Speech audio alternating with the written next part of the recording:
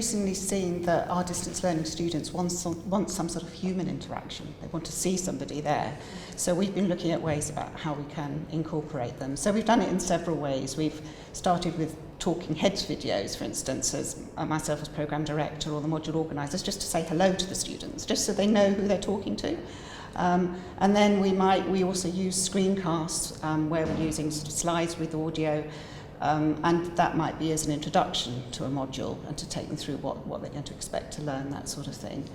And then we're also looking at videos as well, perhaps sort of little bite-sized videos to explain points in different ways, where it just helps some points easier to understand if you can actually hear them being spoken rather than written down. So we're trying them in a sort of a variety of different ways. And is this stuff that you're creating yourself? Are you having a go and using the software? And if so, how do you find that?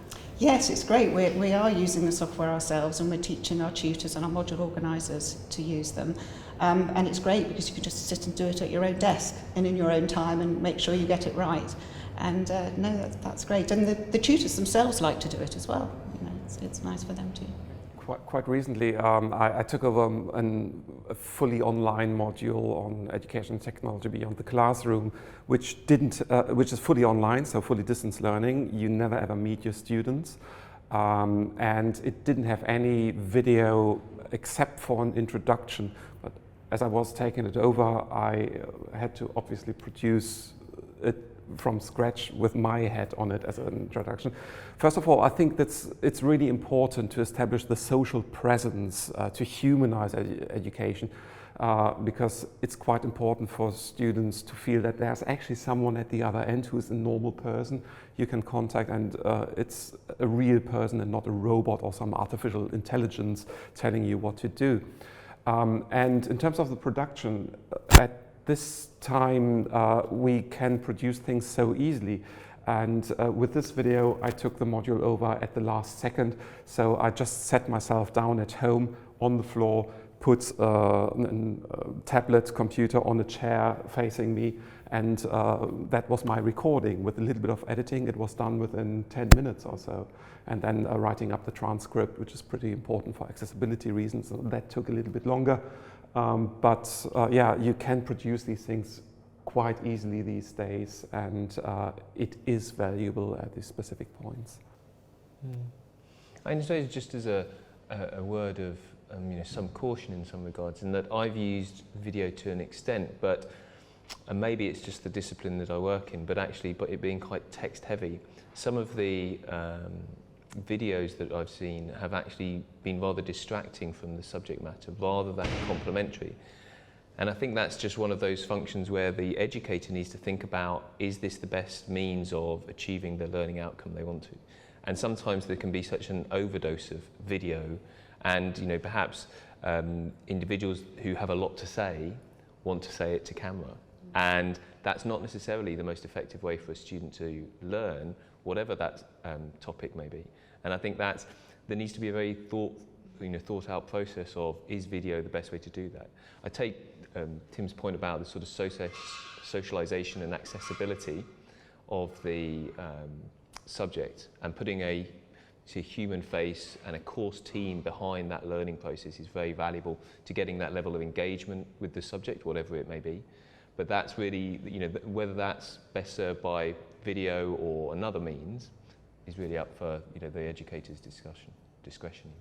I think that's a really valuable point, because I think from my point of view, students tend to crave these passive type learning opportunities when actually we want them to engage and interact in some way.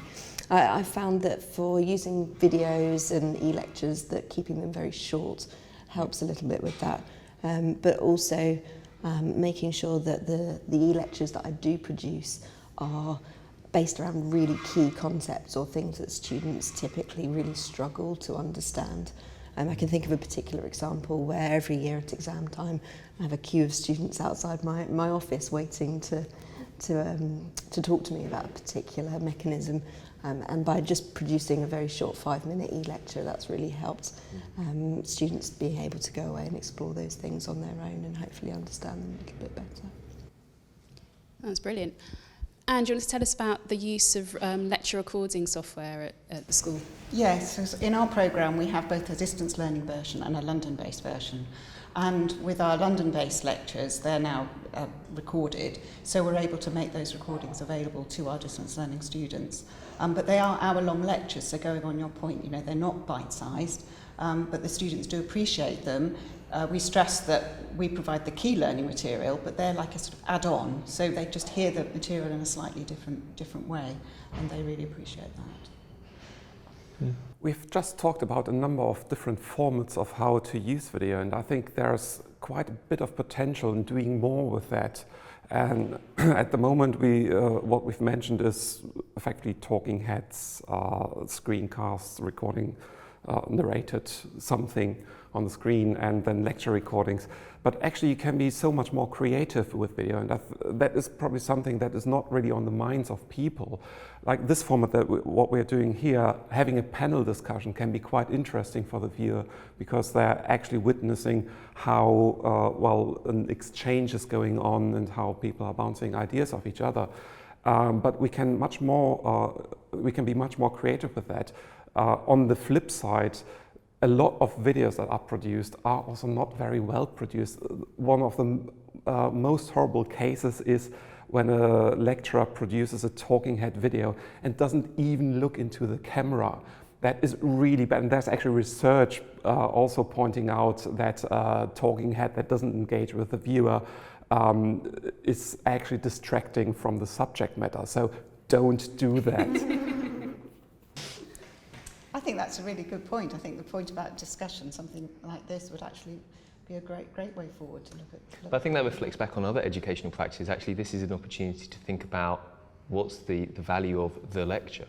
You know, the individual stood there talking to a room full of people, as opposed to having a panel discussion like this, or a bilateral sort of interview kind of arrangement. You know, there is variety is the sort of spice of life in this regard. And thinking about sort of traditional educational practices in those lights, and then utilising new technology such as video to move that forward. That's where the opportunities lie. The proof will be in the pudding. We'll see what the feedback's like on this MOOC and how the participants have thought about it.